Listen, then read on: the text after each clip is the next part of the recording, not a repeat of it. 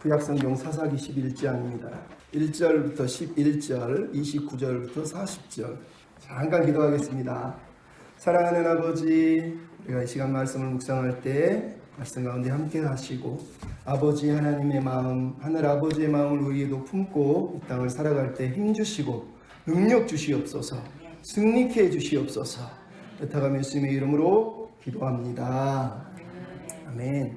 가정의 달을 맞아서 늘 가정의 달이 되면 제가 이제 초등학생들 시를 몇 편 들려드리잖아요. 아이들이 초등학생이 쓴 시예요. 아빠와 아들인데 송지희라는 학생이 있었어요. 아들이 아빠를 갑자기 한 대 쳤다. 아빠가 화가 나 4대를 후려쳤다. 이것이 세대 차이구나. 이환천이라고 하는 아이가 썼어요. 자신이라고 하는 제목인데, 자신과의 싸움에서 매번 지는 나를 보고 내 자신이 강하다는 것을 나는 다시 한번 느꼈다. 이해가 안 되세요? 아직 가물가물하시군요. 수업 시간, 선생님이 사과 5개를 보여주고 이 중에 2개를 먹으면 몇 개가 남느냐고 물어보셨다. 나는 2개가 남는다고 했다. 왜 3개지 2개냐고 했더니 엄마가 먹는 게 남는 거라 했어요 라고 했다는 거예요. 박민우 계란찜, 3학년 때 엄마가 아프셨다. 저녁을 먹을 때 엄마한테 계란찜 해줘 했다. 엄마는 아픈 몸을 이끌고 계란찜을 해줬다. 그때 엄마가 에구 힘들다 하셨다. 나는 그때의 일이 후회된다. 아이가 이제 어머니의 마음 알아가는 거겠죠. 한순여라는 분이 이렇게 얘기했어요. 봄, 여름, 가을, 겨울 지게를 내려놓을 줄 모르는 아버지. 남이 놀 때 일하시고 무슨 일이 그렇게 바쁜지 신발을 신고 밥을 먹을 때가 많다. 병이 나도 병원에 가실 생각은 않고 곧 낫겠지 하고 일하신다. 일을 쉬었다 하라고 하면 내가 너희들을 위해 이렇게 일하니 공부 열심히 하라 하신다. 난 그러는 우리 아빠가 불쌍하다. 철이 들어가면 부모의 마음이 느껴지는 거죠. 2008년에 신경숙이라고 하는 분이 엄마를 부탁해 라고 하는 책을 썼어요. 거기에 보면은 엄마가 갑자기 치매에 걸려서 소녀가 되고 아이가 돼버려서 마치 엄마가 사라져버린 그 사건 앞에서 치매니까 또 엄마를 잃어버리죠. 엄마를 부탁해 라고 하는 책을 쓰면서 거기에 자기 언니에게 이런 글을 씁니다. 언니, 단 하루만이라도 엄마와 같이 있을 수 있는 날이 우리들에게 올까? 엄마를 이해하며 엄마의 얘기를 들으며 세월의 갈피 어딘가에 파묻혀 있을 엄마의 꿈을 위로하며 엄마와 함께 보낼 시간이 내게 올까? 하루가 아니라 단 몇 시간만이라도 그런 시간이 주어진다면 나는 엄마에게 말할 테야. 엄마가 한 모든 일들을, 그걸 해낼 수 있는 엄마를, 아무도 기억해주지 않는 엄마의 일생을 사랑한다고, 존경한다고. 나이가 들면 이렇게 어머니에 대한 마음, 아버지에 대한 마음이 더 깊어지는 것 같아요. 김소월 시인의 부모라는 시에 이런 시가 있어요. 낙엽이 우수수 떨어질 때 겨울에 기나긴 밤 어머님하고 둘이 앉아 옛 이야기 들어라. 나는 어쩌면 생겨나와 옛 이야기를 듣는가. 묻지도 말아라. 내일 나를 내가 부모 되어서 알아보리라. 시를 보면 엄마만 얘기하고 있어요. 이 시인 정지찬 씨가 이 시를 해석하면서 이 얘기를 들려줍니다. 김소월 씨는 어렸을 때 아버지가 정신 이상자였다는 거예요. 한 번도 아버지 역할을 못한 거예요. 그래서 어머니에게 어머니 이야기를 들으면서 어머니가 힘들었을 삶을 돌아보면서 내가 크면 부모가 되어서 그 아픔을 알 수 있겠지라고 했다는 거예요. 근데 우리가 아는 김소월 씨는 어른이 되어서 33세 마약을 먹고 자살을 합니다. 어른이 되면 그 부모의 마음을 알았으면 그렇게 살면 안 되는 거 아닙니까? 근데 그는 부모의 마음을 알기도 전에 자기 스스로 약을 먹고 스스로 생을 끊었던 거예요. 여러분, 부모의 마음을 아는 사람은 어떻게 행동을 해야 될까요? 이 땅을 살아가면서 아픔이 없고 상처가 없는 사람은 아무도 없습니다. 부모들도, 웃고 있는 사람도 그걸 안 보여주고 있지 다 안에 상처를 품고 살아가는 거예요. 중요한 건 누군가는 그 아픔이 자기 평생의 그림자가 돼서 그 감옥 속에서 갇혀 사는 사람이 있는가 하면 누군가는 그 아픔, 그 상처를 통해서 다른 사람의 상처를 위로해주고 별이 되는 삶을 살아가는 사람들, 길이 돼서 그 아픔이 남에게 길이 되어주는 사람들도 있다는 거예요. 여러분, 오늘 본문 우리가 읽은 사사의 이야기, 입다 이야기가 바로 이런 이야기예요. 입다 그러면 상처 입은 사람의 독특한 특징을 다 가지고 있는 사람이에요. 입다 이야기를 읽으면서 우리는 이 사람에게서 무엇을 배울 수 있을까? 어떤 사람은 아마 신앙의 영웅, 야, 입다 대단하다, 희생적인데? 라고 얘기할 수 있습니다. 하지만 어떤 사람은 아버지가 너무 비정하다 라고 말할 수 있어요. 특히 입다가 자기 딸을 하나님께 드린다면서 번제로 태워 죽인 사건은 많은 사람들이 입다는 그런 사람이 아닐 거야. 사사가 설마 딸을 불로 태워 죽였을 수가 있어? 입다가 그냥 딸을 성전에다 섬기는 여자로 삼았을 거야 라고 자꾸 입다의 이야기를 변형을 시키려고 합니다. 어떤 사람은 문법으로 해석하면서 이 이야기의 특징은 입다가 딸을 성전에 바치려고 한 거지 절대 죽이려고 한 건 아니야 라고 말해서 입다 구하기를 하려고 해요. 하지만 우리가 읽은 성경을 가만히 들어보면 입다는 그렇게 거룩한 사람이 아니에요. 그렇게 대단한 위인도 아니고요. 여러분, 입다는 말 그대로 아주 모호한 사람이에요. 이 사람이 신앙인인지 아닌지 우리는 알 수 없어요. 우리는 그 사람이 했던 말만 듣고 그가 하고 있는 이야기만 듣고 행동만 보고 이야 대단한 신앙인인데 이렇게 판단하면 절대 안 됩니다. 늘 말씀드리지만 입다 이야기를 이해하기 위해서 가장 먼저 필요한 건 사사기가 흘러가는 방향이에요. 저번에 말씀드렸잖아요. 온니엘, 에후, 드보라 때의 사사들은 거룩한 마음으로 하나님의 뜻 가운데 살아가요. 하지만 기드온 때부터 사사들이 변형이 되고 욕심이 생깁니다. 하나님의 뜻보다 자기 생각을 앞세웁니다. 입다가 되면 입다 때는 하나님의 뜻에 대해 묻지도 않고 자기 뜻을 따라서 살아갑니다.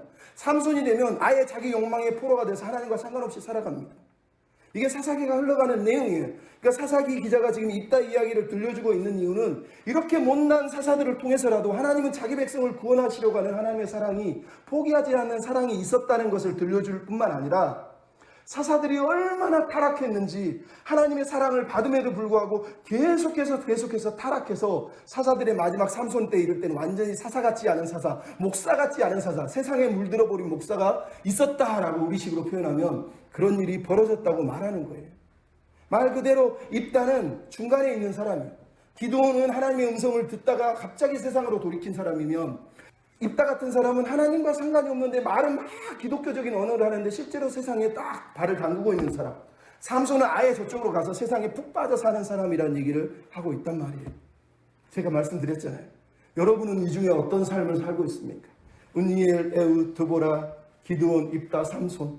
이 6명의 대사사 사이에서 여러분은 어느 방향에 지금 향해서 가고 있습니까? 삼손을 향해서 삼손처럼 막 욕망을 위해서 뛰어갑니까? 아니면 온니엘처럼 끝까지 하나님을 향해서 믿음의 헌신을 하며 나아가고 있습니까? 하나님은 우리에게 그것을 물어보고 싶은 거예요. 네가 내 자녀라면 너는 어떻게 살고 싶으냐? 여러분, 오늘 우리가 읽은 입다의 이야기가 재밌는 게 뭔지 아세요? 입다의 이야기는 온통 말들로 채워졌다는 거예요. 모든 사사 중에 말을 계속하는 사사는 딱 한 명이 입다예요. 입다. 다른 사사들은 말 조금 하고 나머지는 하나님이 말씀하시거나 이 상황을 설명해 줘요. 하지만 입다 이야기는 처음부터 끝까지 다 말이에요. 11장 4절부터 11절은 입다와 장로들이 말씀을 합니다. 12절부터 28절은 입다와 암몬 왕이 말씨름을 합니다. 그리고 나서 29절부터 40절에는 입다와 하나님이 입다와 딸이 서로 말씨름을 합니다. 그리고 12장 7절부터 7절에 보면 입다가 에브라임 지파와 또 말씨름을 합니다.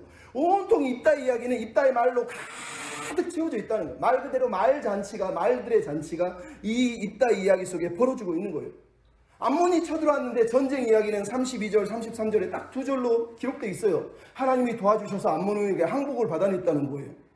아니 이게 더 중요한 거 아니에요? 우리식으로 보면 전쟁에서 우리는 맨날 그러잖아요. 승패, 성공, 누가 이기고 누가 졌느냐가 우리는 너무 중요하잖아요. 신앙인이 아니에요 사실은.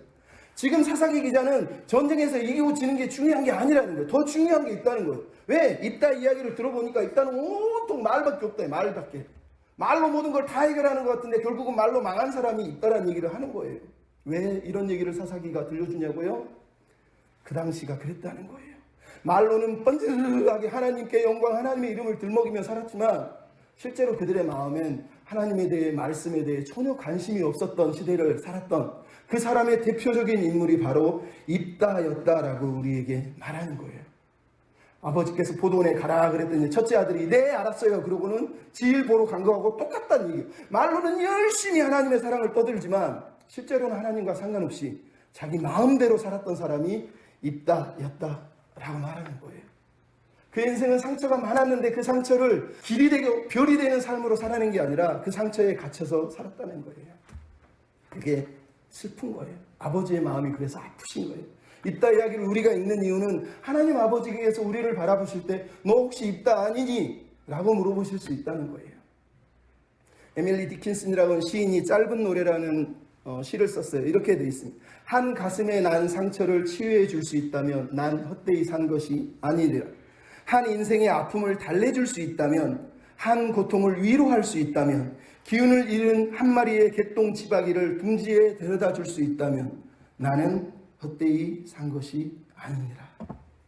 여러분, 이것이 오늘 우리가 붙들어야 될, 씨름해야 될 삶의 내용이고 말씀의 주제예요.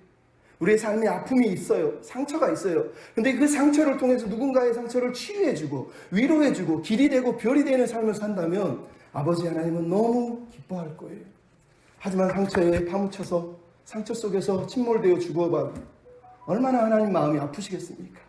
오늘 본문 입다 이야기는 우리에게 그 이야기를 하는 거예요. 우리의 상처가 우리의 아픔이 길이 되기 위해서 우리는 어떻게 살아내야 되느냐는 거예요. 첫째는 자신의 성공이 아닌 신앙의 성숙을 구하는 사람이 되어야 된다는 거예요. 따라서 합시다. 신앙의 성숙을 구하는 사람이 됩시다.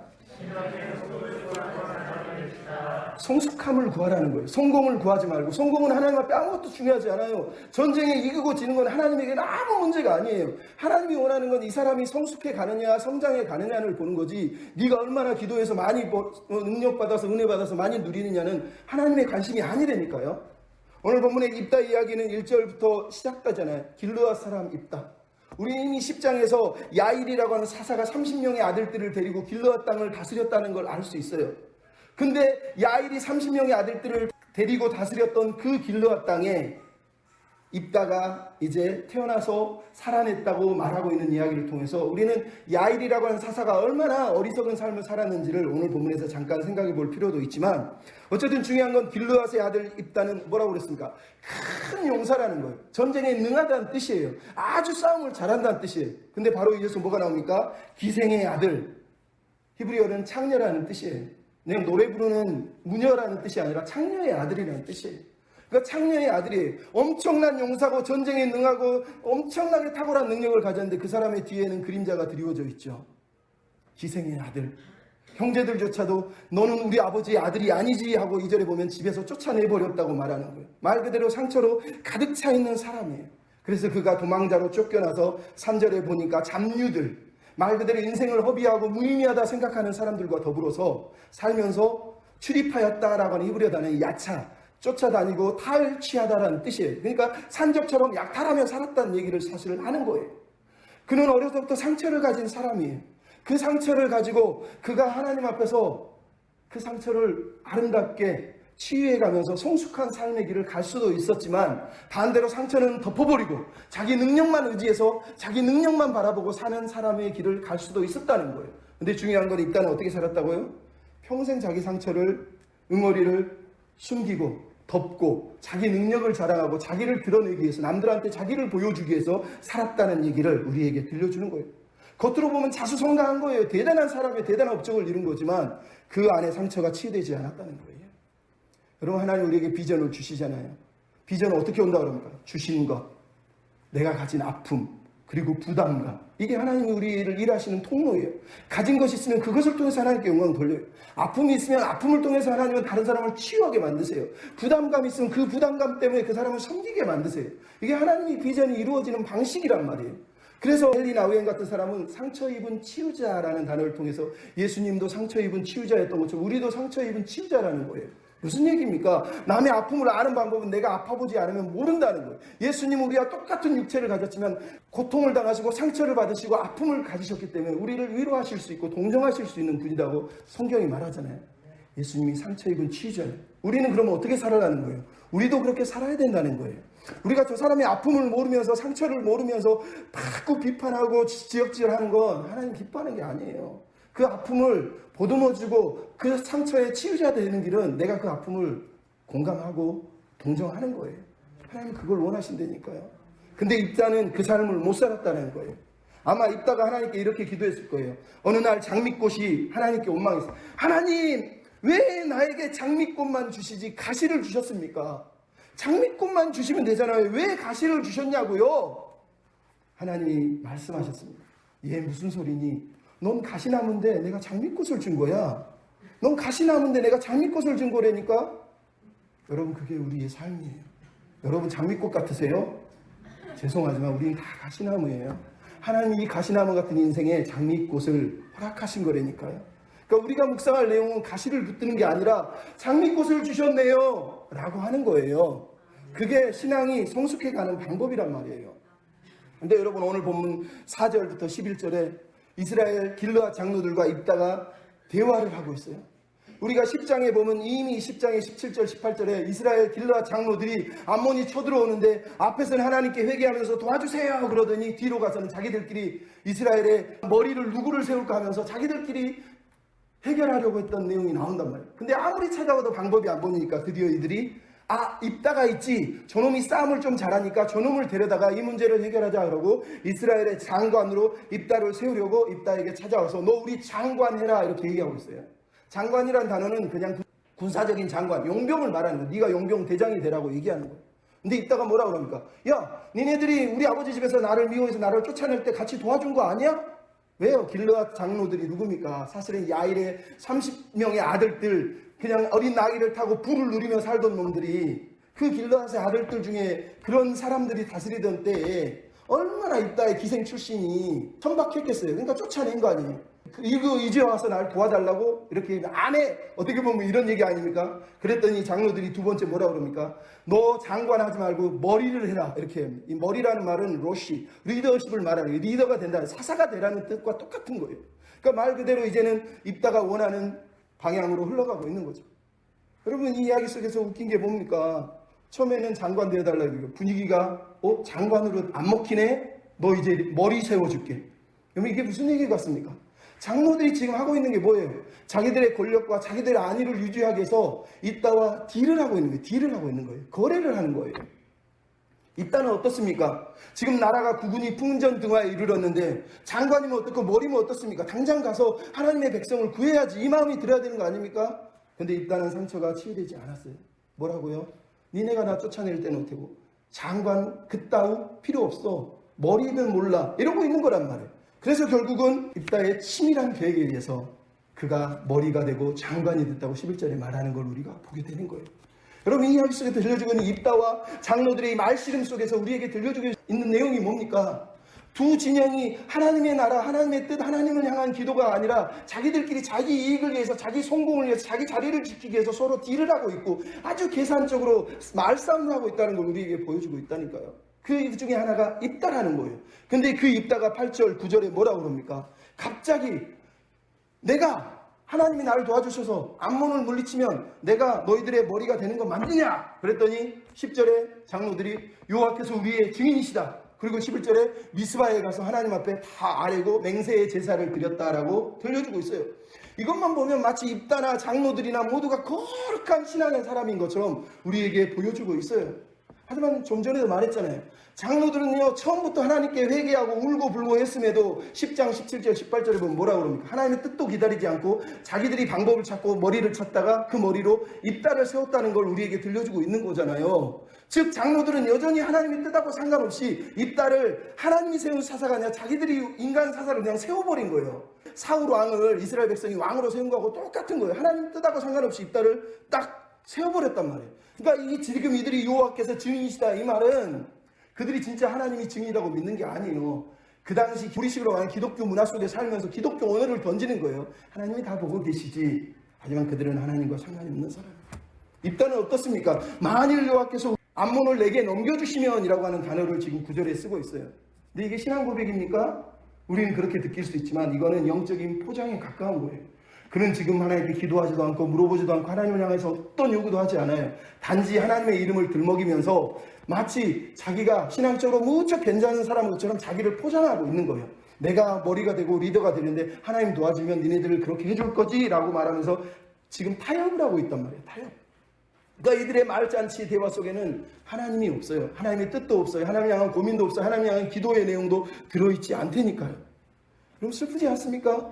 이게 입다를 통해서 우리가 보는 거예요. 그는 상처를 통해서 성장하고 성숙하고 그래서 남들을 끌어안을 수 있는 그런 사람으로 변화됐어야 되는데 그는 자기 상처를 덮고 오히려 자기 뜻을 이루기 위해서 치밀하게 계산을 하고 자기 목적을 이루기 위해서 영적인 언어, 신앙의 언어를 써가면서 하나님의 이름을 들먹이면서 지금 자기의 삶의 성공 가도를 위해서 달려가고 있는 모습을 우리에게 보여주고 있는 거예요. 그게 슬픈 거예요. 왜요? 여러분, 사사기 저자가 우리에게 뭘 보여주는지 아세요? 10장에 보면 이스라엘 백성이 하나님께 기도했더니 하나님이 거절합니다. 그래서 이스라엘 백성이 다시 회개할 때 하나님이 근심합니다. 왜? 자기를 버릴 거 아시니까. 근데 여러분 보면 11장에 뭐가 나옵니까? 장로들이 입다에게 요구하니까 입다가 거절을 합니다.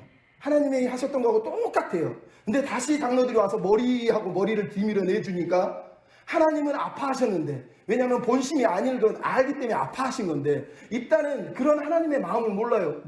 내가 리더가 되는 거야? 좋아. 그러면 탁 덥석 집어 먹어버리는 걸 우리가 보고 있는 거예요. 그러면 이 말을 하는 거예요. 입다가 만약 하나님의 사람이면 그가 거절하는 그 삶 속에서 하나님의 아픔을 느꼈을 수 있어야 되고 그 아픔을 드러내는 삶을 살 수 있었어야 되는 거예요. 하지만 그는 하나님의 아픔을 이해하지 못해요. 하나님의 아픔을 통해서 내가 성공할 수 있구나. 나도 높은 자리에, 남들이 우러러보는 자리에, 인기 많이 누릴 수 있는 자리에 갈 수 있구나. 이렇게 생각을 했다는 거예요. 그러면 이것이 슬픈 거예요. 이 아픔의 길이 되지 못하는 이유는 성공을 추구했기 때문에. 여러분, 성숙한 삶을 추구하는 저와 여러분이 됐으면 좋겠습니다. 두 번째, 지식이 아닌 마음의 변화를 받는 사람이 되어야 됩니다. 따라합시다. 마음의 변화를 받는 사람이 됩시다.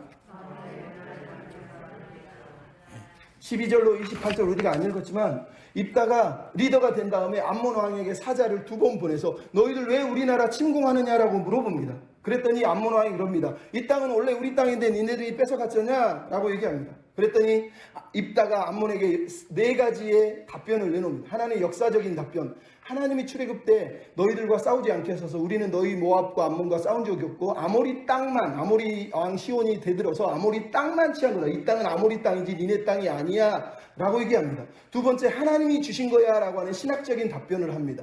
그리고 세 번째는 모압 왕 발락을 들어서 모압 왕 발락도 그때 우리가 출애굽할 때 내 땅이라고 얘기한 적이 없는데 너는 300년이 지나서 이제 와서 네 땅이라고 말하니? 라고 설례를 얘기합니다. 그리고 마지막으로 사사히 하나님께 하나님 심판해 주세요라고 기도하는 듯한 고백을 하고 이야기가 끝납니다. 하지만 암몬 왕은 설득당하지 않고 28절에 보면 암몬 왕이 입다가 말한 것을 다 들었는데도 듣지 않았다. 즉 거절했다라는 이야기로 내용이 끝나고 있어요. 여러분, 이 이야기 속에서 여러분 집에 가서 읽어보시면 알지만 입다의 말은 모든 것이 역사적인 지식을 지금 들어서 얘기를 하고 있어요. 왜 이런 일이 벌어졌는지, 출애굽 때 무슨 일이 벌어졌는지를 다 아는 사람으로 얘기를 하고 있단 말이에요. 근데 놀라운 장면이 24절에 나와요. 뭐라고 그러냐면 여호와 하나님이 우리에게 땅을 주셔서 우리가 차지한 것처럼 니네들도 그모스라고 하는 신이 땅을 주면 니네들이 차지하지 않느냐라는 얘기를 하는 거예요. 이게 무슨 얘기입니까? 그 당시 문화 풍습을 말한다고 해석하면 안 돼요. 입다가 살던 시대에 이스라엘 백성들은 하나님도 인정했지만 누구도 인정했어요? 그모스도 인정하고 모든 신을 인정했던 시대를 살았다는 거예요. 즉 입다는 하나님에 대한 지식만 있는 것이 아니라 세상의 지식으로 머릿속에 가득 차 있었다는 얘기를 우리에게 들려주고 있는 거예요. 그래서 그가 말로는 하나님이 주셨지라고 말하고 있지만 실제로 그건 신앙의 포장일 뿐 하나님에 대한 바른 지식, 바른 이해가 마음에 변화된 상태가 아니라는 거예요. 머리로만 하나님에 대한 지식을 가지고 있는 거예요. 누구 물어보면 하나님에 대해서 다 알아. 뭐 교리적으로 안다 그러고 뭐 이걸로 안다 그러고 다 얘기해. 근데 마음은 하나님과 상관이 없이 살아요.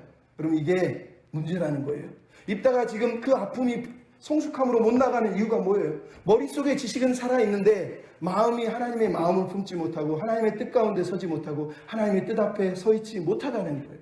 그럼 이게 슬픈 거라니까요.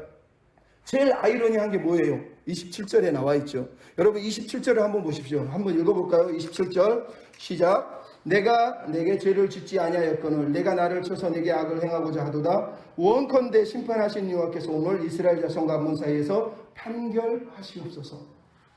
여러분 놀라운 얘기를 하고 있는 거예요. 신기한 거예요. 이 사사기가 우리에게 들려준 건 아주 어떤 건 모순되는 얘기를 하고 있는 거예요. 왜? 가장 타락했던 사람들이 가장 놀라운 신앙 고백을 하고 있다는 거예요. 반대로 얘기하면 신앙 고백이 맞는 고백이긴 하지만 그 마음에서 나온 고백이 아니라는 거예요. 여러분 8장에 보면 기드온이 어떻게 합니까? 전쟁을 이기고 나니까 이스라엘 백성들 우리의 왕이 되어달라고 그랬더니 기드온이 아니야 하나님만이 왕이셔 그러더니 실제로는 자기가 왕이 돼서 교주가 돼서 살았어요. 그러면서 이스라엘을 무너뜨렸단 말이에요. 오늘 보면 입다도 마찬가지로 뭐라 그럽니까? 심판하시는 하나님이 히브리어를 그대로 직역하면 더 저지 즉 그 사사 바로 그 사사이신 하나님. 사사기에서 처음으로 사사가 누구냐 그랬을 때 정관사를 써서 오직 한 분이신 사사가 있는데 그게 하나님이야 라고 말하는 사람이 처음으로 등장하는데 이게 바로 입다라는 거예요. 근데 재밌는 건 뭐예요? 사사가 누굽니까?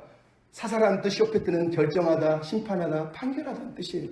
즉 하나님이 모든 것을 판결하고 결정하고 심판하시는 분입니다 라고 지금 그가 말하고 있는 거예요. 근데 그 고백을 한 다음에 뭐라고 했어요?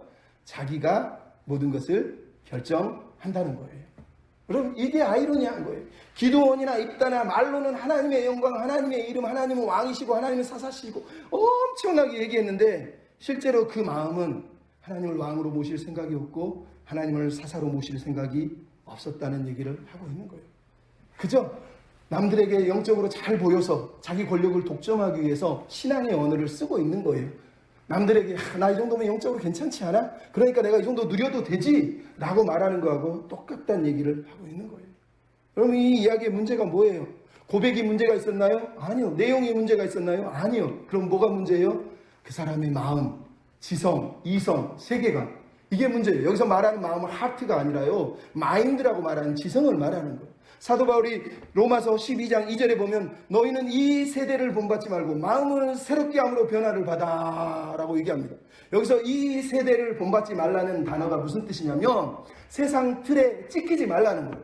여러분 우리가 붕어빵 보면 붕어빵에 틀이 있잖아요. 거기다가 붓고 찍으면 붕어빵이 나오는 거예요. 사도 바울이 말하는 거예요. 너희가 세상의 틀에 붕어빵 틀에 찍혀서 세상 생각, 세상 습관, 세상 사고방식을 그대로 가진 채 하나님을 섬기지 말라는 거예요. 근데 지금 무슨 일 하고 있다고 입다는요? 그는 마음의 변화, 즉 지성의 마인드의 변화가 없는 사람이기 때문에 입으로는 하나님에 대해서 떠들고 있지만 그 마인드 세팅, 그 사고관, 그 세계관은 이미 우상 숭배의 세계관에 찌들어 있는 사람이라는 거예요. 그러니까 하나님은 액세서리처럼 거들 뿐 실제로는 자기가 경험한 충만한 세계관 속에 축 젖어서 살아내는 사람이라는 거예요. 이게 비참한 거예요. 여러분 교회 다니면서 그런 사람 얼마나 많습니까? 어렸을 때 아주 왕년에 나는 유교였네, 나는 우리 집사님처럼 불교였네 이러면서 예배는 드리는데 머릿속은 온통 옛날 유교 사상, 불교 사상, 세계관이 자기를 잡고 있어요. 그래서 뭔 일이 벌어지면 신앙으로 반응하는 게 아니라 자기가 경험했던 세계관으로 반응을 하는 일이 벌어진단 말이에요. 여러분 이게 슬픈 거라는 거예요. 그래서 우리에게 필요한 건 뭐예요? 세상의 틀에 찍히면 안 되고요. 하나님의 틀, 말씀의 틀에 우리가 지켜야 되는 거예요. 말씀의 틀이 나를 꽉 부여잡고 내가 말씀에 충만한 사람으로 세워져야 되는 거예요. 그게 바로 오늘 우리가 붙들어야 할 세 번째 내용이에요. 자기 신념이 아니라 말씀에 순종하는 사람이 돼야 되는 거예요. 따라서 합시다. 말씀에 순종하는 사람이 됩시다. 여러분 이게 중요한 거예요. 왜? 오늘 본문의 핵심이 바로 29절부터 40절에 나와요. 29절에서 33절에 뭐가 나옵니까? 29절에 갑자기 하나님이 하나님의 영을 입다에게 부어주셨대요. 온니엘도 기드온도 삼손도 입다도 4명은 하나님의 영이 임하는 사람들이었습니다. 하나님의 영이 임했다는 얘기는 전쟁에 권한을 줬다는 얘기지 하나님의 영이 임했기 때문에 그가 하나님의 말씀에 순종하는 완전히 거룩한 사람으로 자동으로 변화됐다는 뜻을 들려주고 있는 게 아니라는 걸 다시 한번 여러분 기억할 필요가 있어요. 하나님의 영을 주기 전과 후와 똑같은 건 뭐냐? 바로 그 사람의 마음 상태, 그 사람의 삶의 모습이에요. 여러분 온니엘은 하나님의 영이 임하기 전에나 후에나 똑같아요. 어떻게 해요? 신실하게 하나님을 붙들고 하나님의 말씀을 따라서 사는 사람이에요. 근데 기드온과 입다와 삼손은 어떻습니까? 하나님의 영이 임하나 임하지 않으나 상관없이 그 이전의 그 모습, 그 이전의 그 상처, 그 이전의 그 욕망을 그대로 가지고 있는 걸 보게 돼요. 오늘도 우리에게 성령을 주신다고 그래서 여러분 성령 받아서 헷가닥 변해가지고 거룩한 사람이 되는 거 아니에요. 내 마음이 말씀으로 변화되지 않으면 성령은 그냥 도구로 전락하는 거예요. 그냥 삼손의 머리카락처럼 자르고 붙이고 끝나는 거라니까요. 그러니까 여러분 우리에게 필요한 건 성령을 구하는 게 아니라 성령은 늘 계세요. 내가 성령에 따라 한 걸음씩 말씀에 순종하는 사람이 되기를 기도하는 게 가장 중요한 거라니까요. 그거 안 보여도 안 들려도 상관없어요. 말씀만 딱 붙들고 있는 게 믿음의 최고의 대장인 거지. 보여주세요. 들려주세요. 여러분 그렇다고 사람이 변화되나요? 안 변합니다. 입다를 보십시오. 변했습니까? 변하지 않아요. 슬픈 게 뭐예요? 이따가 지금 성령이 임했더니 갑자기 뭘 하고 있어요? 미스바라고 길르앗으로 세 곳을 돌아다니면서 군사를 모집하고 있어요. 우리가 저기 사사기 7장에 보면 기드온이 성령이 임하니까 갑자기 여기저기 사자를 보내서 군사를 모집하는 거예요. 입다나 기드온이나 아주 똑같은 일을 하고 있어요. 근데 그렇게 했으면 전쟁에 나가야 되지 않습니까? 근데 전쟁에 나가는 게 아니에요. 오늘 본문에 무슨 일이 보죠? 갑자기 30절에 있다가 소원을 해버립니다. 소원의 내용이 뭐예요? 하나님 승리를 주시면 우리 집에서 나를 영접하는 그를 내가 번제물로 하나님께 드리겠습니다. 불태워 죽이겠다는 얘기를 하는 거예요. 여러분 이게 이해가 되세요? 하나님의 성령이 임했잖아요. 군사도 모았잖아요. 그러면 순종해서 나가면 되잖아요. 근데 왜 갑자기 입다가 소원을 했을까요? 이게 바로 포인트예요. 입다는 영을 받았어요. 성령이 임했지만 그걸로는 이길 수 없다고 생각해요. 군사를 모았지만 그걸로도 이길 수 없다고 생각해요. 그래서 자기가 제일 잘하는 게 하나 있죠. 말로 협상하는 거예요. 장로들과 협상해서 이겨본 적이 있고 암몬 자손하고 협상해서 획득하지는 못했지만 자기 입술이 언변이라는 걸 알아요. 그래서 마지막으로 선택한 게 하나님과 협상을 시작하는 거예요. 이 소원은 그래서 거룩한 소원이 아니에요. 신앙의 언어가 아니라 하나님조차도 기계적으로 조작해서 내가 원하는 걸 얻어내기 위해서 하나님을 지금 자기 틀 속에 자기 그물에 하나님을 집어넣고 있는 거예요. 그래서 하나님이 발을 딱 담가서 그 그물에 걸리면 하나님은 발을 뺄 수도 없게 무조건 내 기도를 들어주게 만들려고 하는 아주 이방적인 우상 숭배적인 방식을 지금 보여주고 있는 거예요. 이게 어디서 나옵니까? 기드온이 하나님께 기도할 때 하나님이 성령이 임했는데 뭐해서 갑자기 양털을 딱 갖다 놓고 하나님 양털에 이슬이 적게 해주세요. 그 다음날은 하나님 양털 옆에만 이슬이 적게 해주세요. 그게 그 당시 우상 숭배하는 사람들이 했던 기도예요. 오늘 본문의 내용에 입다의 소원이 바로 그거예요. 이거는 막 거룩하고 아름답고 막 하나님 앞에 내가 내 자녀까지 헌신할 테니 하나님 도와주세요. 그게 아니에요. 우리식으로 얘기하면 하나님 나 죽어요. 안 들어주면 나 죽는다니까요. 이러면서 하나님을 협박하고 있는 협박 기도지 이거는 절대로 하나님이 기뻐하는 신앙의 모습이 아니에요. 여러분 이게 중요한 거예요. 이게 입다의 신앙의 본 모습이라는 걸 우리에게 지금 들려주고 있기 때문에 여러분 입다에게 신앙이라는 건 거래예요. 거래. 왜 입다가 신앙을 거래로 여길까요? 왜 협상으로 여길까요? 우리가 이미 봤잖아요. 이미 사사기 10장 6절에 뭐가 나오죠? 이스라엘 자손이 18년 동안 암몬의 지배를 받게 된 이유가 뭐예요? 바알과 아스다롯과 아람의 신들과 신돈의 신들과 모압의 신들과 암몬 자손의 신들과 블레셋 사람들의 신들을 섬겼던 요아를 버리고 그러니까 이따가 살던 시대의 모든 이스라엘 사람들에게는 우상이 하나가 있는 게 아니라 신들 7 곱하기 1을 해도 14고요 3을 하면 21이고요 엄청나게 많은 우상들을 각 사람이 섬겼다는 거예요.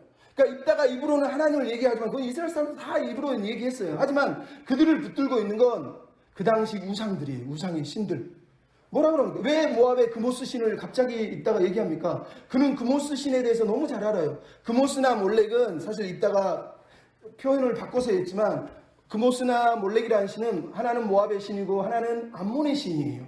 근데 두 신은 원래 뿌리가 같아요. 시돈이라고 하는 지방에서 흘러들어온 신이에요. 이 신의 가장 높은 경배는 자녀를 불태워서 죽이는 거예요. 그래서 모압 왕도 전쟁이 일어나면 자기 자녀를 불태워 죽였어요.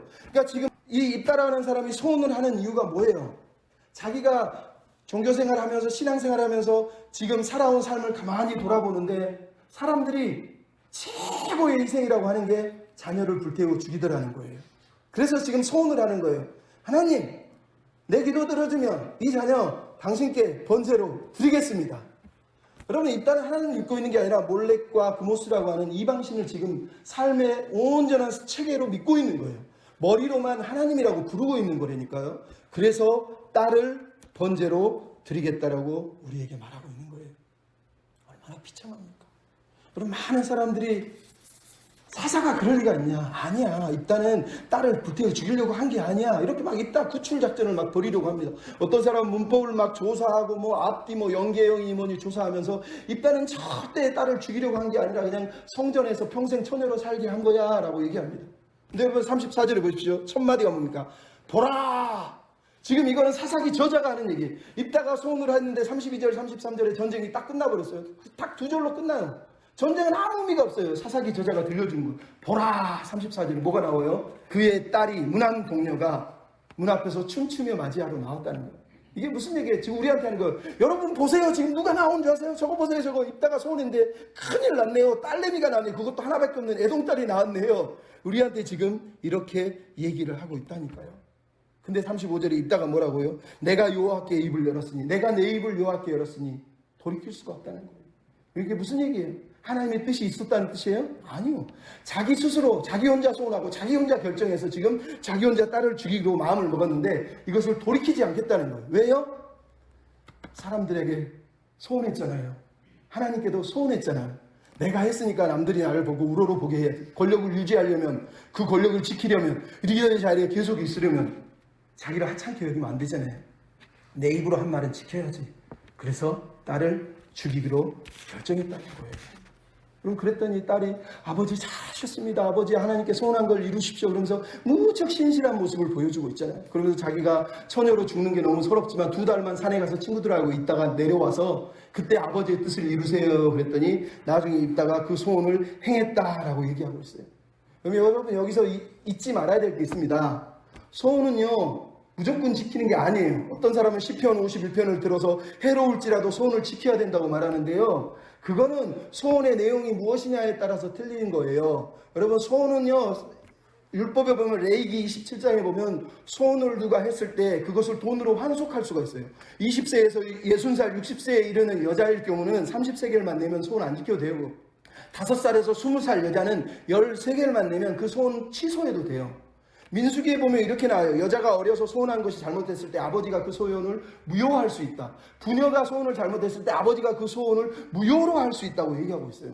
무슨 얘기인지 아세요? 여러분 소원하면 무조건 지키는 거 아니에요. 그 광신자지. 그 소원이요 생명과 관련된 것일수록 더더욱이나 함부로 하면 안 되는 거예요. 지켜서도 안 되는 거예요. 근데 입다는 율법과 상충되고 있는 이 소원을 해놓고 그것을 지키면서 하나님의 뜻이라고 말하는 거예요. 이게 무슨 말이에요? 입다에게는 하나님의 말씀이 그 삶을 지배하지 않는다는 거예요. 말씀에 대한 이해가 없다는 거예요. 그저 종교적인 열정만 배운 거예요. 남들이 소원하면 응답받는데, 헌금하면 응답받는데, 11조하면 응답받는데, 일천번지하면 응답받는데 그것만 배운 거예요. 성경에 그런 게 어디 있습니까? 그거를 이용해가지고 종교적인 자기 자랑을 하고 있는 게 지금 입다가 하고 있는 소원이라는 거예요. 불쌍하지 않습니까? 이게 성전에서 평생 독신으로 사는 일이었으면 뭐할로 입다가 가슴을 찢고 옷을 찢으면서 네가 나를 괴롭게 한다 참담하다 이랬겠으며 딸이 뭐하려고 그것 때문에 아파하고 있으며 마지막 40절에 보면 이스라엘 딸들이 매년마다 4일씩 거기서 엉엉 울면서 슬퍼하겠어요. 성전에서 잘 살고 있는데 요즘은 결혼 안 하고 수녀가 되려는 사람도 많고 결혼 안 하고 성전에서 살겠다는 사람도 많은데 이게 무슨 슬프다고 대체 1년에 한 번씩 4일씩 울겠어요. 입다가 자기 욕심을 위해서 자기 신념을 버리지 못하고 말씀이 아니라 자기 신념을 가지고 딸을 죽였다는 얘기를 하는 거예요. 그래서 신념이 무서운 거예요. 여러분 예수 믿는다고 말로 엄청 떠들고 하나님 거론하지만 실제로 들어보면 그게 성경이 말하는 내용이 아니에요. 자기 신념이에요. 자기 신념. 여러분 이념, 신념은 하나님의 뜻이 아니에요. 하나님의 뜻은 말씀에 있는 거, 말씀. 그 말씀을 따라 순종해야지 자기 신념을 위해서, 남들에게 보여주기 위해서, 남들에게 자기를 드러내기 위해서, 자기 권력을 지키기 위해서 말이 안 되죠. 신천지 이만희 보십시오. 곧 죽어서 쪼글탱한 할아버지 돼요. 곧 돌아가실 것 같은데 지금도 얘기해. 나는 부활이 돼. 웃기시는 거죠. 그리고 신념은 무서운 거예요. 우리에게 필요한 건 그래서 신념이 아니라 말씀입니다. 말씀. 여러분 삶에 상처가 있습니까? 그것이 길이 될 수 있고요. 별이 될 수 있고요. 남의 상처를 치유할 수가 있어요. 어떻게? 내가 그 상처를 통해서 치유되어 되신 하나님을 만나고 성숙해져 나아갈 때 내가 성공을 위해 사는 사람이 아니라 성숙한 사람이 되려고 했을 때 하나님이 기뻐하시는 거예요. 뿐만 아니라 머릿속에 든 지식으로가 아니라 내 마음이 하나님 말씀으로 변화되어야 돼. 치유돼야 돼. 말씀이 나를 지배하게 만들어야 돼. 그래서 내 신념을 붙들고 남을 죽이는 사람이 아니라 하나님 말씀을 살리는 거예요. 살리는 거. 사람을 살리는 말씀을 붙들고 사람을 살리는 사람이 되어야 된다니까요. 그것이 하나님이 기뻐하는 거예요. 저놈 죽여라, 저놈 못됐다 죽여라는 하나님의 영이 아니에요. 하나님의 영은 치유하고 고치고 살려서 다시 하나님 앞에 서게 하는 거예요. 여러분 오늘 본문에 있다가 얼마나 불쌍합니까? 아버지인데 아버지 노릇을 못하고 있어요.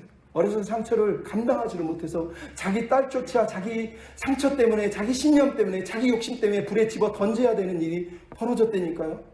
하지만 그 딸은 너무 무식해서 순수해서 아버지의 세계관뿐만 아니라 그 당시 시대의 여인이었기 때문에 아버지의 말이 옳다고 믿어버린 거예요. 말씀에 지식이 없으니까. 그래서 자기를 죽여달라고 그냥 내려놓고 있는 걸 보는 거예요. 얼마나 부끄럽습니까? 얼마나 아픕니까? 하지만 우리에겐 또 다른 아버지가 계세요. 그 아버지는 자기 자신을 포기하세요. 그 아들은 자기를 내어놓으면까지 우리를 살리려고 하세요. 죽이려고 하는 게 아니에요. 그 아버지는 하나뿐인 아들을 통해서 우리 영혼을 치유하고 말씀으로 다시 새롭게 살기를 원하셔서 아들을 허락하신 분이세요. 그 아들은 자기 신념 때문이 아니라 하나님 말씀 때문에, 하나님 뜻 때문에 십자가에 오르시고 우리를 위해 달리시고 죽으신 분이세요. 여러분, 이 주님을 닮아야죠. 이 아버지의 마음을 배워서 이 아버지 주일에, 이 가정의 달에 아버지의 마음을 가지고 아버지의 뜻을 품고 아버지의 나라를 꿈꾸면서 그렇게 말씀으로 세워져가는 저와 여러분이 다 되셨으면 좋겠습니다. 우리 이 시간 같이 찬양 하나 부르시고 기도하고 마치겠습니다. 말씀 앞에서 하나님, 내가 말씀에 붙들려서 말씀에 의지하여 사는 사람이 되게 해주십시오. 이런 마음으로 함께 찬양하고 기도하고 마치겠습니다. 말씀 앞에서, 말씀 앞에서 경외함으로 주께 올라섭니다. 생명의 말씀, 생명의 말씀 읽고 순종해 주를 예배합니다. 주를 예배합니다. 기록된 말씀, 기록된 말씀 이미 있어서 주리로우리 거룩한 말씀, 거룩한 말씀 세세 영원히 복음이 되어 말씀하십니다. 말씀하십니다. 하나님 말씀에 들어왔다. 하나님 말씀에 영원 떠든 자, 그 말씀에 생명을 거는 자, 사랑 찾으시는 주님의 약속 나는 믿습니다. 믿어.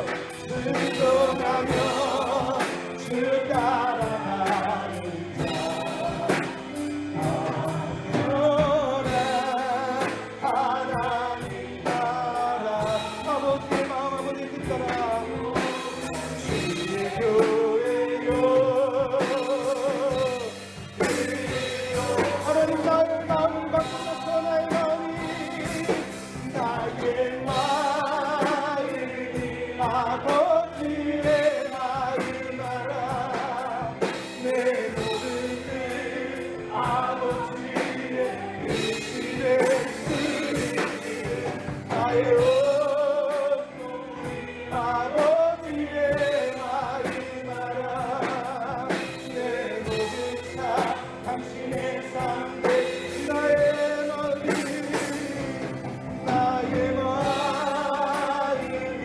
아버지